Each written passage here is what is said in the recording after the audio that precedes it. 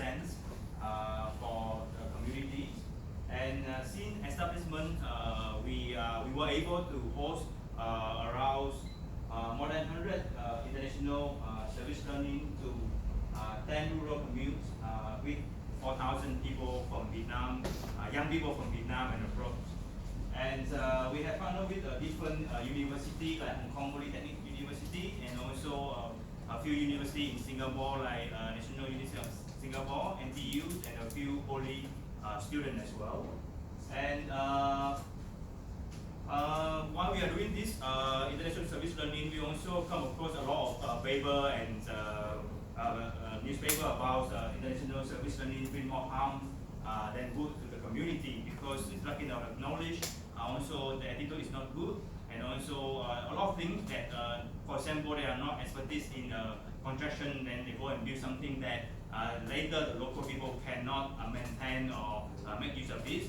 But so far, with 2009, when we are working with different ISL, we also see that there's a lot of positive impact that the ISL can bring to the rural area, like many houses, many bridges, and also many young people in the rural area have a chance to interact, build a confidence, receive a different educational methods, for example, STEM education, English, science. So there's a lot of positive impact that the ISL have brought over to the community that we have been working.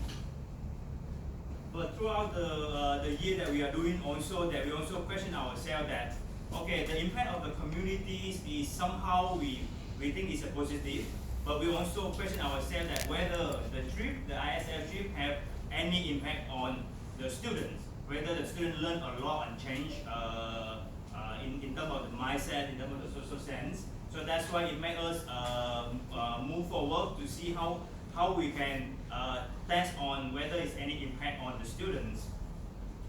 So that's why we last year we started to do some of the surveys for then the participant is around 200 students from Singapore joined the ISL project in Eco Vietnam Group, and they moved to the rural area called Khao District, and from March to June, and we also figure out that two results that we have. One is actually the ISL actually make a positive impact on the student developments.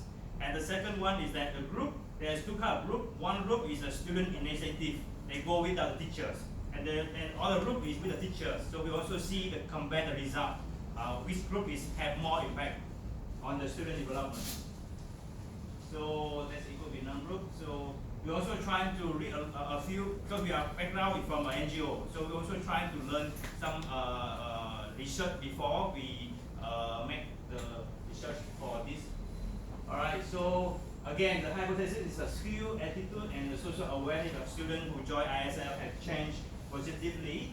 And the second one, students with a teacher or instructor will have a more positive chances after the trip compared to the student go along.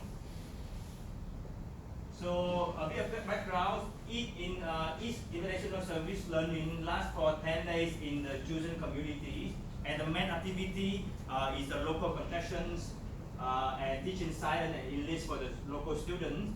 Moreover, in the program, we also have some of the program like culture exchange, and then home visits for the local Singapore Vietnam culture exchange and Vietnamese language and history classes. And this is the demographic of the group of the students that we are doing. 13% from the university, from the polytechnic, and from the junior college. So at the first hypothesis is whether the skill and the mindset, attitude, and the social awareness, even the level of your happiness is on this level of your happiness, whether it changed or not. So right after the group arrived in Vietnam, we sent a pre-trip survey to them and asked them to measure different like communication skill, problem solving skill, teamwork, and leadership skills. And after the 10 days in the community for the service learning project, we also asked them again to do the post survey. So so we can see there's an improvement from the different skill sets that the student evaluate themselves from before and after the projects. As you can see here, communication skills also change, and the problem solving skill also change. The differences here, and the most chances is from this survey that we do is communication skill and also the level of the happiness. One of the students shared with us that when they came to the village, they realized that there's a lot of things they have in Singapore, and then it meant something a lot, and then they feel that they take things for granted when they are in Singapore. So that's why I think also linked to the happiness level of themselves have improved after the projects. Then we also try to compare, because in our project, like I mentioned before, there's a few groups that go along student initiative, and a few of the group that go with a teacher and an instructor. So we also compare whether there's any differences on the impact on the student. So we also have some of the result here that the group of a student without the teacher and the group of a student with the teacher in the ISL, and you can see here, the group of the student with the teacher have more differences, like in the problem solving skill, here in this column, and these are differences without the teacher in this column. So the data results have somehow give us the sense that the group of the students with the teachers have made improve, have changed a lot in the attitude. And here are a few of the reflection that we receive from the students, like the student from the NTU, Nanyang Technology University. I learned to appreciate my environment more, as we are actually extremely privileged to be living in Singapore. And another reflection from the student from the Ngee Polytechnic, also from Singapore, to see things from another perspective and discover how I can contribute to the society other than that what I already know. And the last but not least, the leadership role also have been there for the student to try and to experience. Leadership, organization, teamwork is always difficult to organize activity for 25 participants, not to say the need to uphold NUS and the sponsor reputation. In real life situation, many times the skills are needed to complete the job. So of course this is very brief that we are trying to learn more about how to do research from the NGO background. So, but somehow the data have given us some sense that the ISL have actually makes positive impact on the student development, and also that we realize that we observe the different group, the group with the teachers and the instructor. They, during the reflection, the teacher have given a lot of very good questions for the student to think, and then to link up with the experience in the village and the experience in Singapore. So it made the student think a lot, and that is the reason we believe that the group have inspired to learn more. Where in comparison with the group without the teacher, there is a student leader, but because maybe they are less experienced in life, so that's why the question that they give to their friends not very deep, and the way that they do a reflection not as good as the teacher. That's why the impact on the student who participate in the project is not as good as the group with the teachers together with them. So this is, like I mentioned, it's a very primary research on the Eco-Vietnam group on the ISL. We are lucky to be here, so to learn from a lot from professor, from teacher, how to do the research, and then we hopefully that from this experience, when we come back, we will try to continue for our research on the impact on the ISL as well. We also realize that it's very soon to have the conclusion that whether it's ISL have the impact, because we just do the pre-survey, work survey, and then by their own assessment and then differences. but in somehow that it will inspire to do more for the result. All right, that's all from me. Thank you so much.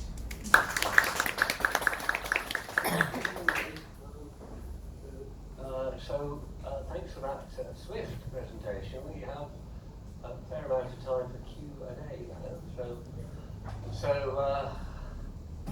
anyone like to kick off the question?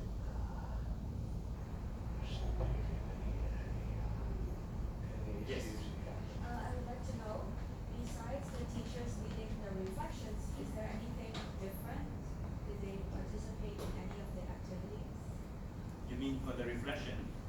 For the teachers' roles in the project? In this ISL projects with the Singapore partner, the teacher role is more or less number one is the reflections, like I mentioned, that they are trying to do reflection activities and trying to divide the group in smaller groups so that they can do a different reflection questions. The other role of the teacher is trying to support in any way that the students need.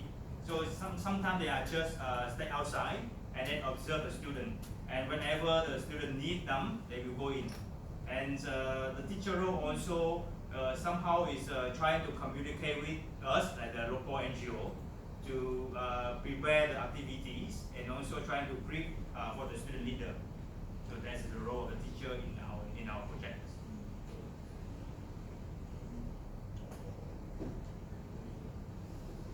I've got a question myself.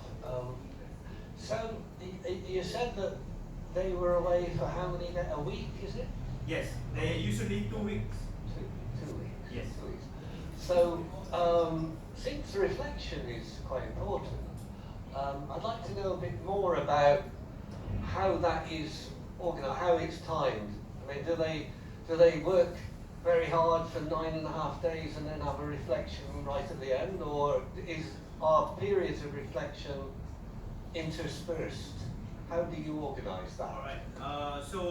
For the reflection, okay, I need to share more about for our project. Usually, we also engage the local Vietnamese student to be with the overseas student together in the project. Usually 10 days in the village. So for the reflection, we also, as an NGO, we also participate in the reflection activities. And there are 3 kinds of reflection. Internal reflections within the Singapore group, and joint reflection within the Singapore group and the NGO together, and also the student lead reflection. So usually almost every day when we finish the activity, then at night we will gather and do the reflection as a group or smaller groups, or sometimes when we encounter something that very meaningful, and then the teacher requests, okay, let's talk about this incident that we faced or that we met during the days in the village. So almost every day. So when the ISL student goes there, usually you as an NGO, you are the one that organizes the activity for them, or do they initiate certain activities that you think your organization needs?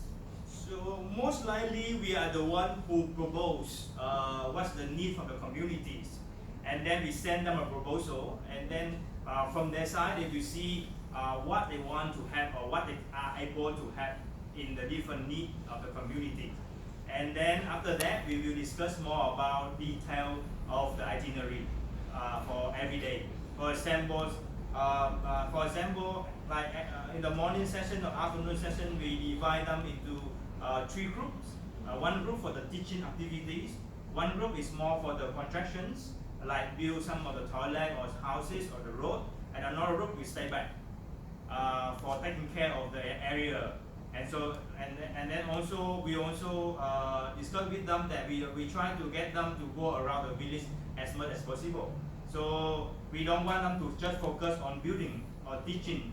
So during the weekend, we will bring them to go and visit the different houses in the village, and they are allowed to have at least 1 hour to interview to the local families. And usually after that, they will go back, and each group will have half an hour to present what they have learned from the local families. So some of the group will present by the work, some drawing, and anything that they think they like to do. So this is what we say that is more enriched learning from them. Because sometimes we find that if they are just focus on, okay, I need to finish building the toilet, maybe they cannot learn a lot. Maybe they also don't know why they are here. So that's why we try to bring them out to meet many people. Follow up to that, you as an NGO, do you feel that that is something more productive, or would you rather them coming up with certain initiatives? Because as we are all here for service learning, how do the students implement their knowledge in regards to their studies and theories into this particular ISL module?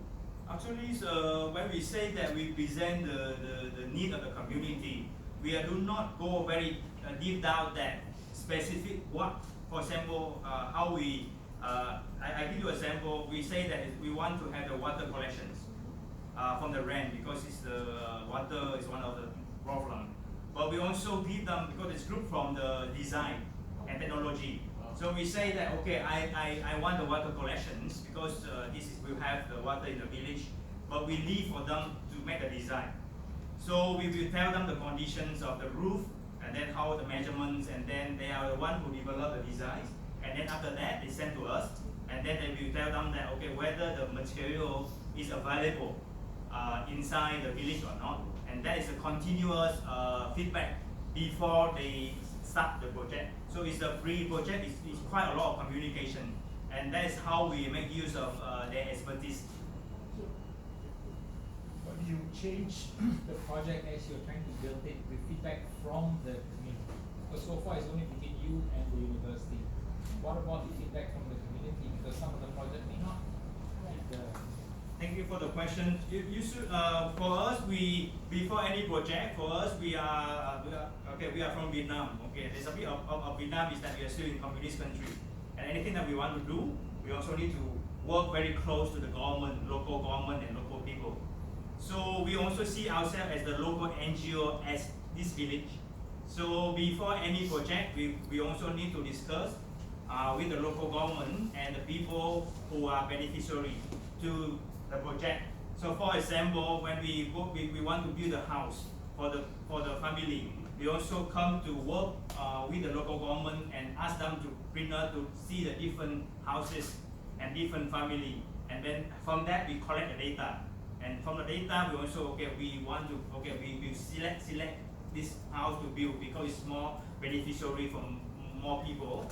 And then after that, we come to the house and when we present to the owner that, I'm going to build a house for you, but you need to contribute a bit that how many labor days that you will be here to help us, and also what kind of color of the house that you want. So that is the way we communicate with the local community. But wouldn't it be better if that process had been done by the students themselves? Because the purpose of service learning is for the students put themselves into the shoes of the community that they are going to benefit. Yes, right? of course, we have a few projects that the group of students fly in first. It's called the recce trip. So when they are flying, we let them to go around. And then of course, we send them for the proposal. And then for the recce trip, they will go. And then we ask more questions, they interact with more people. And then after, like for example, recently we have a group to come to support the 10 family. We hope to get them to support the 10 family with the proper toilet. So we bring them to the 10 families. And after that, they interact with the family and they go back and then they send us what they like. They say, they should build only the first 5 because they feel that it is more beneficiary, and we agree with that. So that the student, because also that the limited time that the student might not be able to spend a lot of time to work with the local community, but we all try the best for them to interact more. So for the partnership, really the trust is very important for the ISL. Okay, thanks for another question. My question, Yes.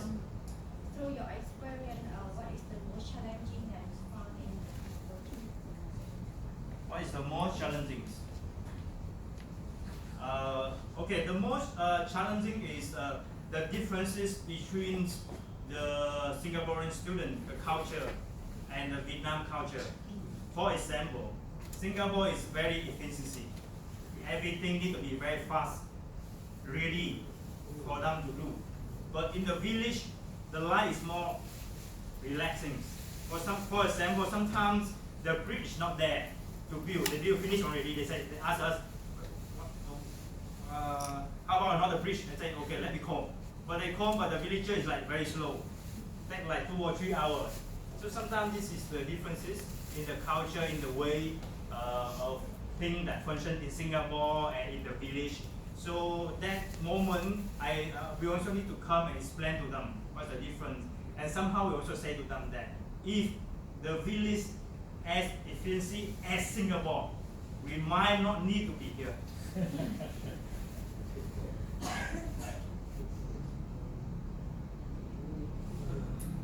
Just one more question, if there is any. Otherwise, thank you so much. Thank you.